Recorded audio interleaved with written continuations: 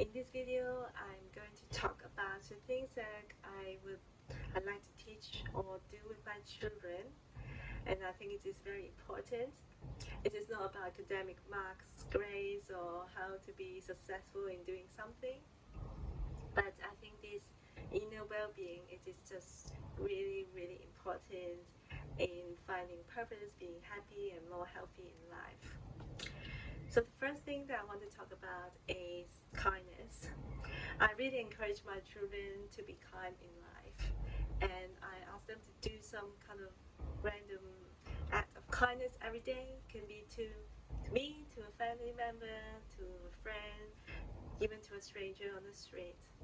Very simple things. It can be giving some praises, giving them well wishes, helping them to open the door, giving them a small piece of chocolate. It can be anything. A pat in the back, helping the little sister, brother to do homework. And I think to remind ourselves to be kind is actually contagious, because I find when I smile at somebody, that person naturally will smile back at me. And just doing this kindness, I think, will create a really positive chain reaction and help to create a better world. The second thing that I'd like to teach my children is to be grateful of the things that they have and the people around them. So every night we have this ritual where we will say 3 things that we are grateful of during the day. And I find it has a really powerful, magical, soothing effect, help them to sleep better at night. And it also helped me to remind myself of what I'm thankful of, instead of always being critical or judgmental of things or people around me.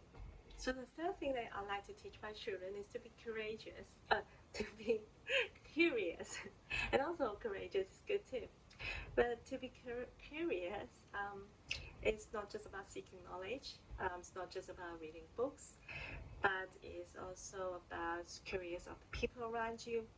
I think it helps to build the emotional intelligence, because if somebody is acting a bit angry, it's not being totally polite, if we just be curious and ask, well, why are they acting this way? Maybe they're having a bad day, they had a bad traffic jam in the morning. It helps us to see things from the other person's point of view, see things from another lens, and definitely help with our emotional intelligence and interpersonal skills as well. And definitely I tell my children there are no silly questions, they can ask anything at all. And it is just so important, I think, to stay curious, not even just as a child, but all the way when we become adults and when we are old. So the fourth thing that I like to teach my children is to be resilient, not to be afraid of mistakes or failures, and try to get up and just to stay strong. I find it's equally important. Instead of just encouraging them to be strong and stand up, it's equally important to not focus so much on failure. So give them the space.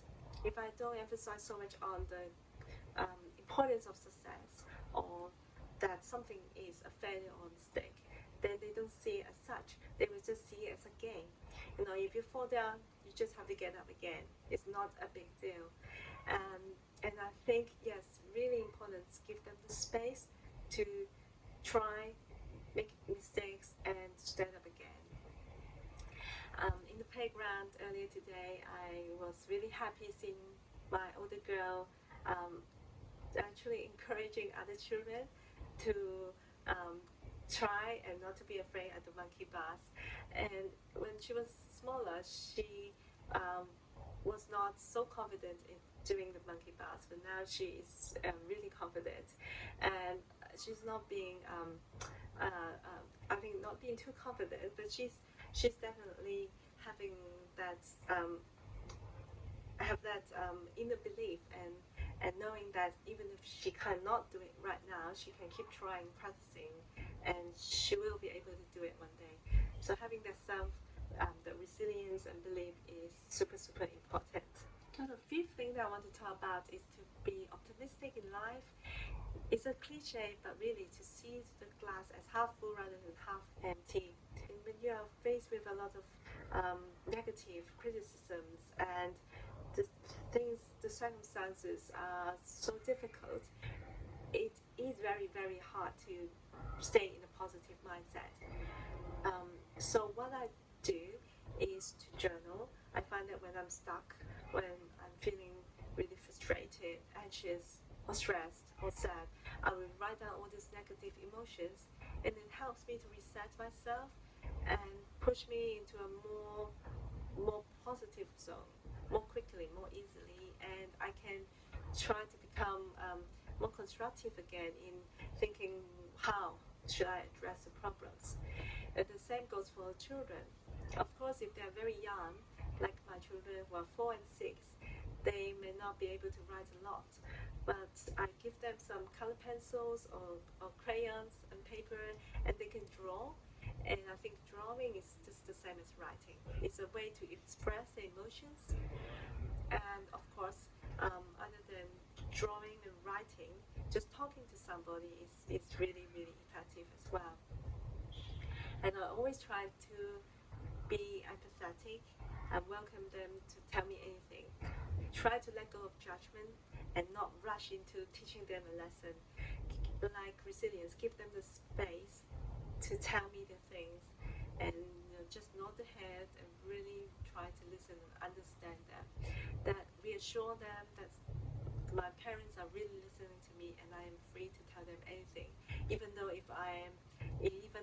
it is something that is bad, or if it's actually something that I have done wrong, they will be more readily more open and tell you the things that they have on their minds, that the problems that they find so difficult to overcome. The sixth thing that I like to encourage them is to be creative. Of course, children are naturally imaginative, and I find it a bit sad sometimes that we as adults tend to lose that imaginative mind. And for me, I think that we are all born with a really creative and imaginative mind. So just somehow on this way of growing up, maybe because we have more and more responsibilities, or our work doesn't allow that creative mind, or we just don't have the leisure to be creative or silly, we lose that. So it is really, really important to stay creative, and I think it is a perfect opportunity for parents to play with the kids, like making stories up, or doing some creative artwork, making birthday cards, posters, dollhouse. It's a really good bonding time as well, and definitely can reduce the screen time that your children have. And that leads me to the seventh point, which is to help them to become more responsible in life. So with screen times, I find it really difficult. Like all children, my children love to watch TV and play on iPads. And I just hate myself yelling at them to tell them to switch it off. So these days, I have this TV agreement in place where we have these rules in place. I will first of all tell them what an agreement is. So I give them an example. It's like a person selling an ice cream shop to another person, and on like a week later, the buyer will give money to the seller. But if the buyer doesn't have that money to give to the seller doesn't have to sell the shop anymore. So this applies to the TV watching as well.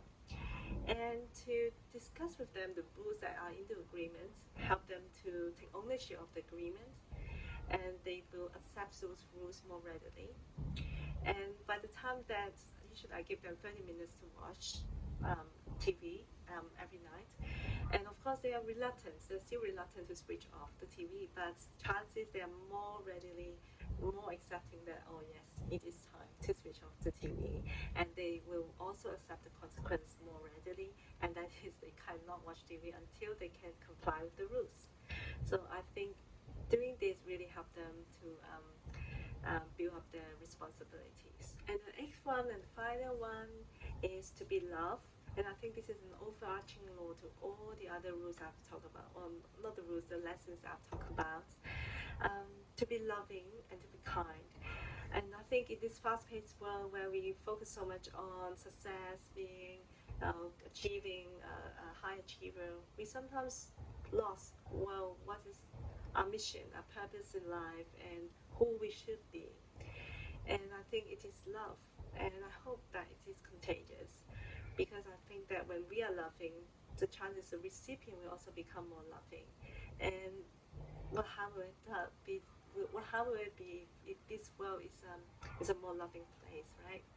So when I teach them love, give them stories about love, I find that when they quarrel, when my two children quarrel or they fight about something, and I remind them again of this love, the stories, they will shift back to this love more quickly, and they become more centered. And I really, really, truly believe that if we just all remind ourselves, put ourselves back to this center of love, then we become less stressed, we care about the people around us more, and definitely we have less regrets in life as well. So thank you very much for watching this video, and I really, really hope that you enjoy it. Please subscribe to my channel and give me a thumbs up. And if you have anything to share, please put your comments in the comment section below. I would love to hear from all of you. So I will hope to do more video in the coming days. So please stay tuned. And until next time, have a wonderful day. Take care and goodbye.